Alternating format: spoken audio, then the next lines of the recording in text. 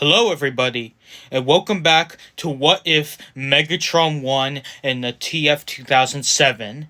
Now, let's not waste any more time and let's get on to episode 2. We continue off with Ironhide and Ratchet, who spend a few weeks traveling until they've made it to the United Kingdom. There, they arrive to the location of where the Autobot locator beacon was, and they meet Hot Rod, with them getting acquainted with him again. Ratchet recalls him and Bee having came to Earth together, with Hot Rod saying that he did get their message and Bee's past messages, but he had a mission here.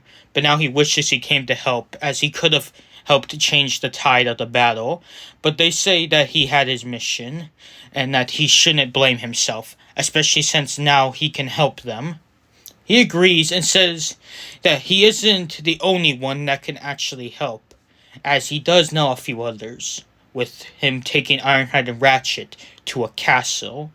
When they arrive, they take fire from an old World War I tank, but Hot Rod says not to fire back as he's just delirious and not a threat. So the other two put their weapons away, although Ironhide tells this bot to watch his shot next time. Then three figures walk out of the castle and approach him, those being Sir Edmund Burton, Cogman, and Cup.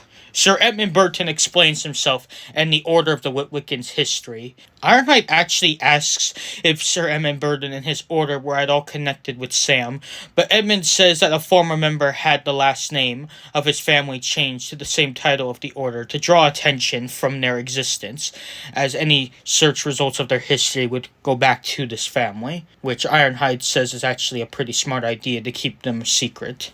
Once they come inside the castle, he has them meet Lieutenant and Bulldog, with Bulldog apologizing for him attacking. Ironhide says that he understands and that he knows that he's old and not to worry.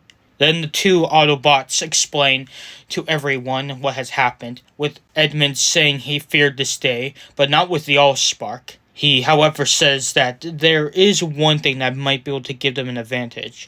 That is the Staff of Quintessa. With Hot Rod, Ironhide, and Ratchet confused, so Edmund explains what it is, and how there is a massive part of their own history that they don't know about. With the three being blown away by the information, Ironhide asks if this staff could give them an even playing field with Megatron with the Allspark, but Edmund says it won't be able to fully rival the Allspark's power, at least not in its current state, as it has been dormant for many centuries, but over time its juice should return to it. But it will be able to give them an advantage, so Ironhide says that they must find it, so they get ready to search for it by any means necessary. Meanwhile, Mission City has had a cleanup effort, with Agent Simmons saying he knew the Autobots couldn't do it, and that now the Decepticons are still around. And he decides to ask for the government to allow Sector 7 to begin work on more advanced anti-transformer technology, now that they know how severe this threat is. With the government giving them the okay, and so they do so, with Sector 7 scavenging any and all remaining transformium, even finding out all the organic life in the city was turned into it, so they gather it. Then they open a department to experiment how to create their own Transformers, as it's clear to best fight them off is to fight them off with other Transformers. But they don't exactly have the resources. However, they are given aid by a young man and his upcoming company, KSI, Kinetic Solutions Incorporated, with them helping in creating the first man-made Transformers. Meanwhile, the Decepticons have scattered around the United States, waiting for Megatron, with Starscream having sent a message for more Decepticons to come to Earth, with a few receiving a signal such as Demolisher and Sideways, and Thundercracker. Meanwhile, Ironhide's team searches for the staff and don't have much luck. That is until Edmund mentions a man who can help find it, Mr. Wembley, who is a descendant of Merlin, the former human wielder of the staff. So Hot Rod brings him to the castle, as Hot Rod was assigned to protect him and his family. When Mr. Wembley arrives and hears of the situation, he agrees to help them in the aid of finding it. So they head out, and after some time, they eventually find the Knight's ship. Ironhide, Cogman, and Mr. Wembley head in and find the tomb of Merlin, but Skullitron awakes and tries to attack them, but Ironhide holds him off pretty easily, which allows Mr. Wembley to grab the staff and the group make their way out, but they would be confronted by the 12 Knights, with Stormrain demanding they give back the staff or they will die. But Ironhide says that they need it to save this universe, as Megatron has the Allspark. And luckily, once he says that, the Knights are shocked and stand down, with them allowing them to take the staff. But Ratchet, overhearing this, actually says to Ironhide that if they were guarding the staff and protecting this world from it, will they not aid them in the fight against the Decepticons? After all, this threatens more than just this world. It threatens the whole universe. Steelbane looks to his brothers and says that if this Megatron is using the Allspark, then perhaps it is time that they protect this universe once more, with Stormrain actually agreeing. But they say that their strength has diminished over time, but they still are mighty warriors. Ironhide thanks them and says that the staff might be their only hope, but now is the time to take the fight to the Decepticons. So they all head back to the castle and make their journey back to the United States.